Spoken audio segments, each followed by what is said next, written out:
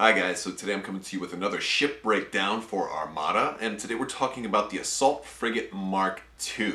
Now, the Assault Frigate Mark II was in Armada's Wave 1. It was the first medium-sized ship for the Rebels, which at the time seemed like a large ship, but the Rebels didn't get a large ship until much later. The Assault Frigate Mark II is probably the weirdest looking ship in the game, and the most non-Star Wars-y looking ship.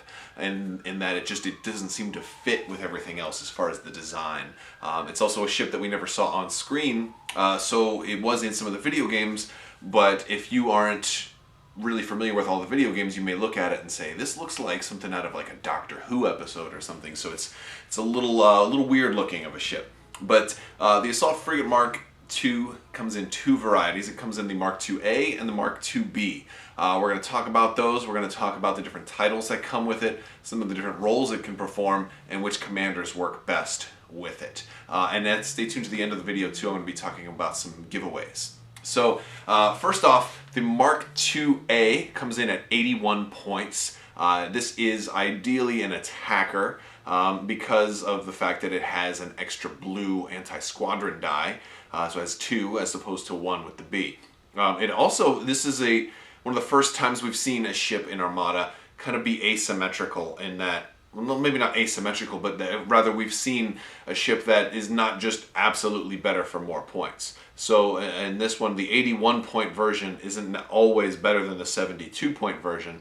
There's some reasons you may want the 72 point, and some reasons you may not want the 81 point for the Mark A. So the Mark A only has a squadron value of 2, whereas the B has the squadron value of 3. So the Mark A is, more offensive oriented and less squadron support, less of a carrier.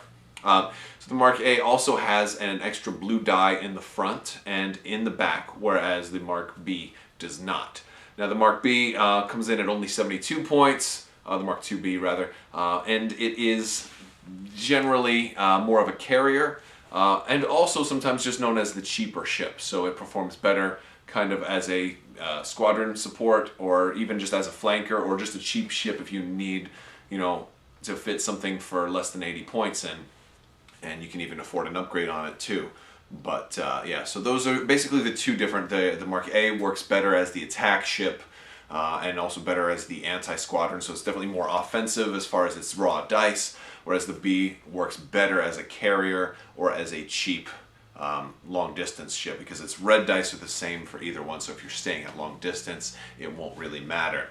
Now, the overall, this ship is very versatile. It's one of the most versatile ships in the game. It can do a little bit of everything, and that's one of the strengths of it, but at the same time, it's not really the master of anything. So it's a jack of all trades, but a master of none. It kind of fits that role. So this ship has only 2 titles for it. Currently, it has the Paragon title, which costs 5, and this is a very nice attack-oriented title. So if you're attacking a ship you've already attacked, you get to add a black die to your pool. It's important to know, though, if you're newer to the game, or there are some misconceptions about this when it first came out, it doesn't mean a ship that's been attacked by another of your ships. It has to be a ship that you, as in this ship, the Paragon itself, has already attacked this turn. So basically that 99% of the time that means you have to have double arc on a ship. So you shoot once, like out of your front arc, you shoot once, and then you also have them out of your side arc, so then you shoot the same ship again. And then that second shot, you get the black die. Now the other time, I said 99% of the time, the other time is the potential that you have advanced gunnery as one of your objectives, and you get to shoot twice that way. So advanced gunnery is very, very good on the Paragon. And it works better with the Mark II Alpha, in my opinion. I mean, it can work on either one, but it works better on the more offensive ship, because this is an offensive title. So one build you may run, if you're running Paragon, is a Mark II Alpha, and you may give it Spinal Armament and Intel Officer. Now, Intel Officer is just great for a solo attacking ship that's not really going to be getting accuracies from anywhere else, but Intel Officer is good for that. Spinal Armament is particularly interesting on this ship. It's not, it's not the way to do it. It's a way I've run it before, especially with Paragon, because it makes all of your arcs the same. And so it makes you very, very well-rounded and an equal threat from anywhere, because the red die is on the front and on the back, and it equalizes everywhere. So anywhere you get somebody in double arc, you're going to get that, a very, very powerful attack, and then an extra very, very powerful attack with a black die. So I like Spinal Armament for it for that reason, but it's not the only, turbo laser option that you can give to Paragon. I would also like, there's plenty of, almost every turbo laser is an option here, almost everyone.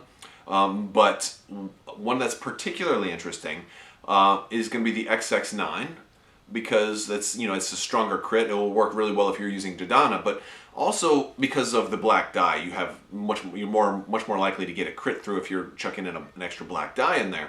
And so I think the XX9 can be a potential good one. But Paragon has a little bit of a learning curve too, because if you're a newer player, you may find it more difficult to consistently be able to double arc enemy ships. So if you're a veteran of the game, this is probably a title worth using from time to time. If you're a newer player, you may want to just get some more exposure to flying these ships and flying ships in general, and getting, being able to double arc before you try the Paragon.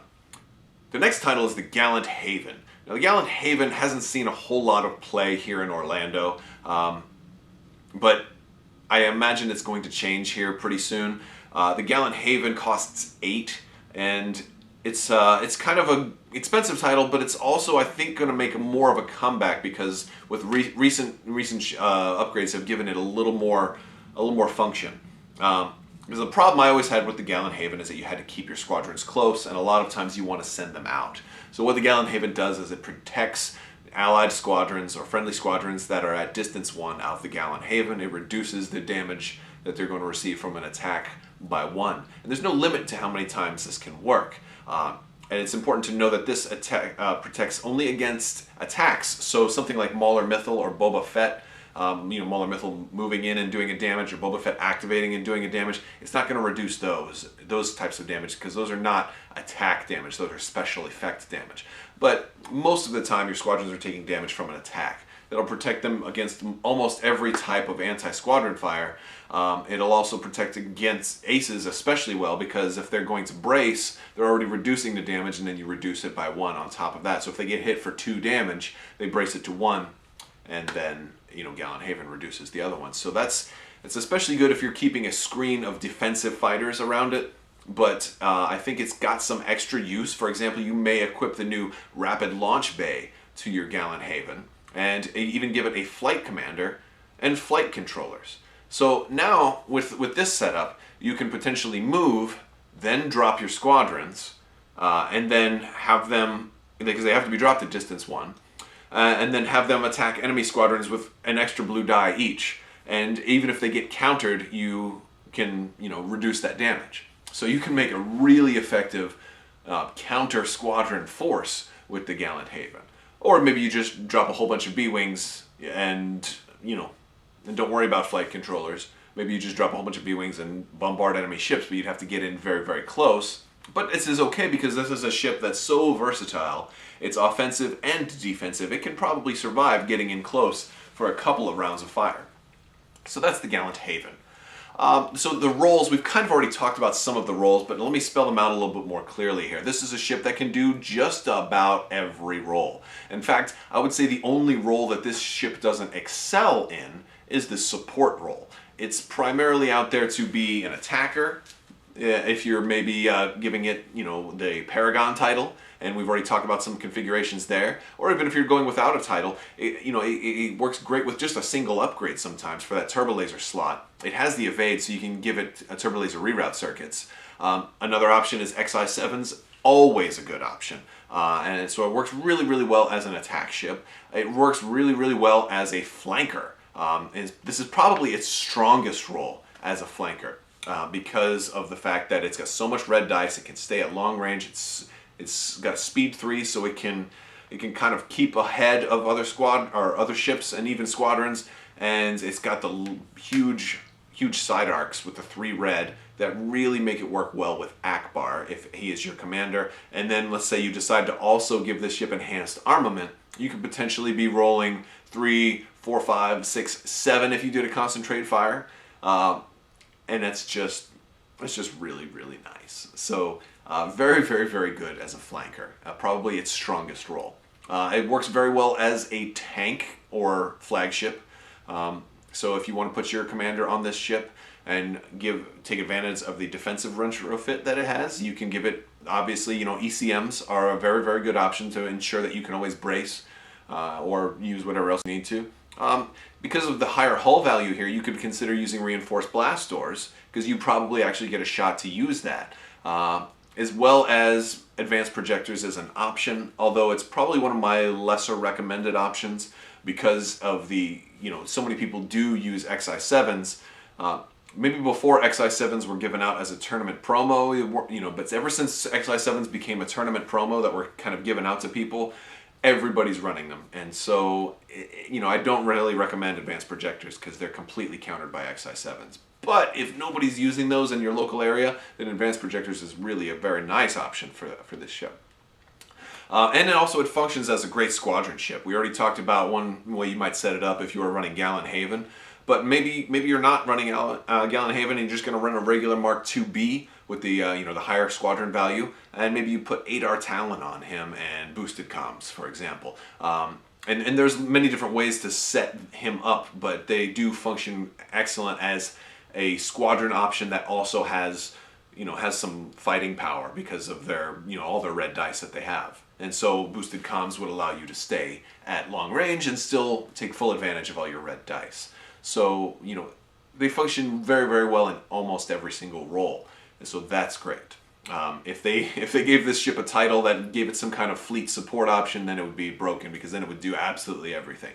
So out of all of those, I think flanker is definitely its strongest role. The other options it has, there's something else that does everything else better. But I think definitely flanking is the strongest role for the Assault Frigate Mark II.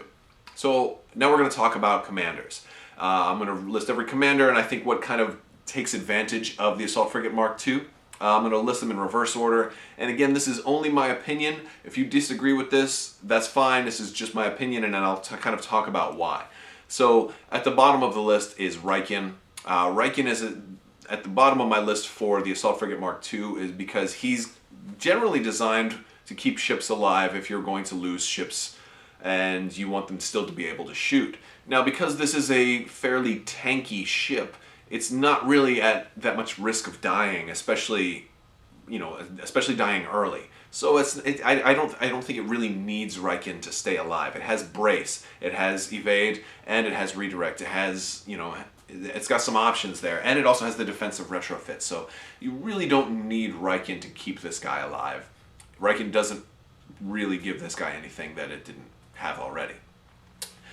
Next up is Kraken. General Kraken he does work for this because this ship does have the capability to go at speed 3, but speed 3 is one of its weakest speeds to be because of the fact that it loses maneuverability at speed 3. And while it can work, it's just, I don't know, I don't really see this as being the type of ship you want to run at speed 3 all the time. Sometimes, yes, but I just don't think Kraken gives it that much. It is nice, and it can certainly work if you're running a whole fleet full of fast ships. But specifically with the Assault Frigate, you kind of, I think a lot of the strength of the Assault Frigate comes in being able to put somebody in a double arc, and it's easier to do that if you're going a little bit slower and slowing down and doing your maneuverable, doing your nav commands and getting that extra yaw and putting yourself at just the right position. And if you're going as fast as you can, it's harder to do that. So next up is General Dodonna. Now, we're getting into the point where a lot of these were very tough decisions because they're all so many of your commanders do very different things, and because this ship works so well in so many roles that, it's really a toss-up. All of these are good, and it really works with just about everybody else on this list in a great way. So the reason I have Dodonna kind of lower on this list is, and he's still great, he's still my favorite commander, but is that this ship isn't a ship that really excels at getting crits through. And that's really it. He's still a great commander, and you still can roll crits with it, And Dodonna's also cheap, so that he gets points for being cheap, and he gets points for even if you don't hit if they fly over an asteroid, you still get to do Dodonna. And you have red dice, and red dice do have crits. You do have a blue die on your sides and on your front on the Mark A, but you're just less likely. This doesn't have as many options to force the crit through. There are ways, but it's not really the strength of this ship. So Dodonna's a little bit lower for that. And then similarly, next one is Mon Mothma. Now, Mon Mothma is, it was kind of, it was a toss-up between Mon Mothma and Dodonna, which one was going to get in which order, because they're both very, very similar. Mon Mothma gives this ship, a little bit extra survivability because it has to have the 1 evade token. It doesn't have 2 evades, so it's not super great for Mon Mothma.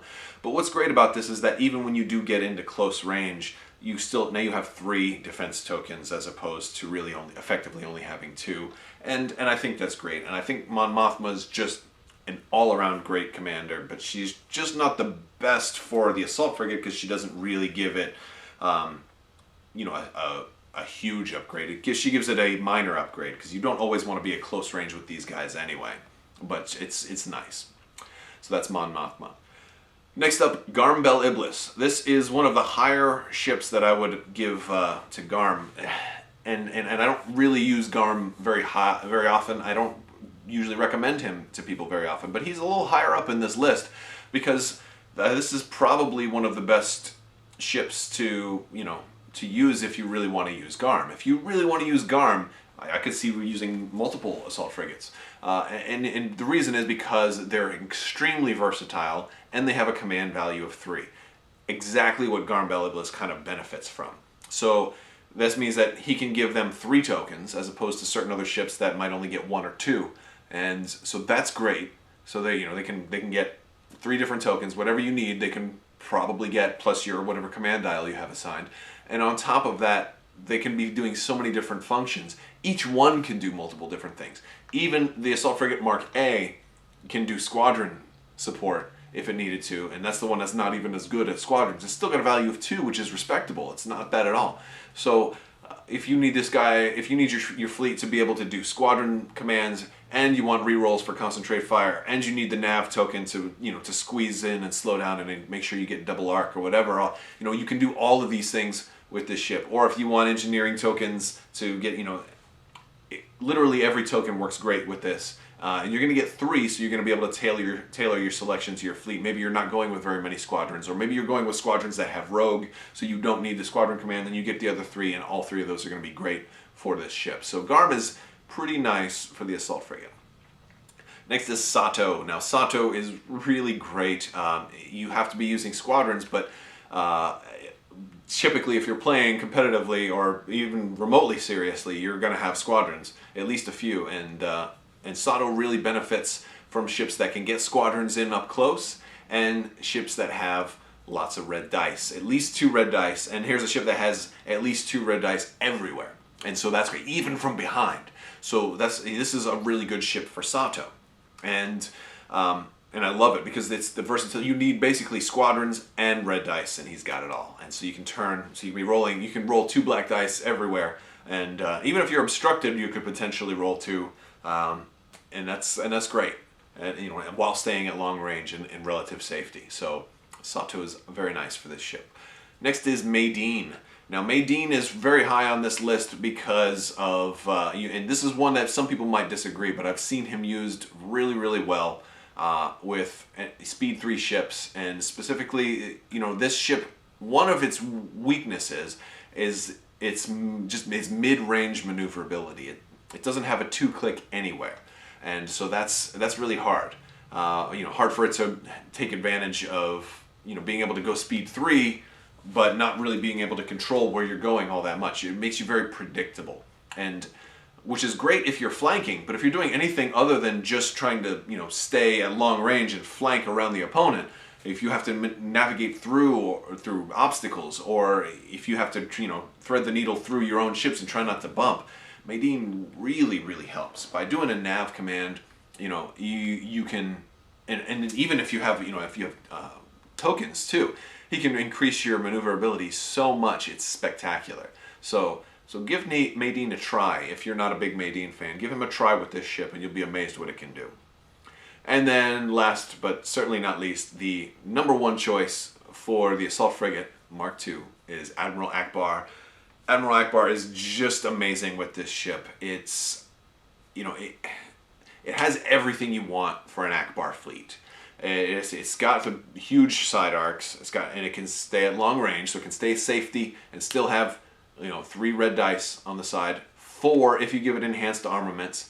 And because that long range arc is so big and at such long range, you can also give this ship gunnery teams and be able to say, okay, I'm only shooting out my side arc, but I'll hit this guy and this guy. And you know, you're getting extra dice that way the whole time, which is amazing. And I've seen this run so many times too with a home one and a couple of assault frigates with Ackbar, and it's just a really, really powerful combination that can throw out so many dice and also ensure there's an accuracy every time. It's a thing to behold. It's also a list I would probably suggest for a lot of new players because it doesn't take a whole lot of thought. It doesn't take a whole lot of precision flying. It's a fairly easy list to play, and you know, if you only have to worry about your side arc, you can fly all your ships in a line and, you know, let people come to you, and once they step into the kill zone, you just unload. So Ackbar is just incredibly powerful for these guys, but you don't have to fly them in a line either. You can still run right through somebody and then get them on either side, and that's called we call that the Ackbar slash, to be able to fly right through and have a ship, you know, a target on one side and a target on the other side. So you might not need gunnery teams, but gunnery teams is especially strong on an assault frigate with running Ackbar. So those are my commanders. This has been the Assault Frigate Mark II ship breakdown. If you are not already a subscriber, I would love it if you would subscribe. It's going to keep you getting the latest videos. We are doing some giveaways on the Facebook page. I have been giving away some Steam codes for various Star Wars games, so check out my Facebook page. I'm Crabbok on Facebook, and then if you get a Steam code on there, I usually put them out first come first serve. Just you know, write in the comments that it's been claimed, so this way somebody else doesn't try to claim it. But I'm going to be giving those out all month, and I am also going to, once I hit 5,000 subscribers, we're getting very, very close, we're going to have some mystery giveaways as well here on the channel, so stay tuned for those. And as always, guys, I really appreciate the likes and comments, and thank you so much for watching. Have a great day.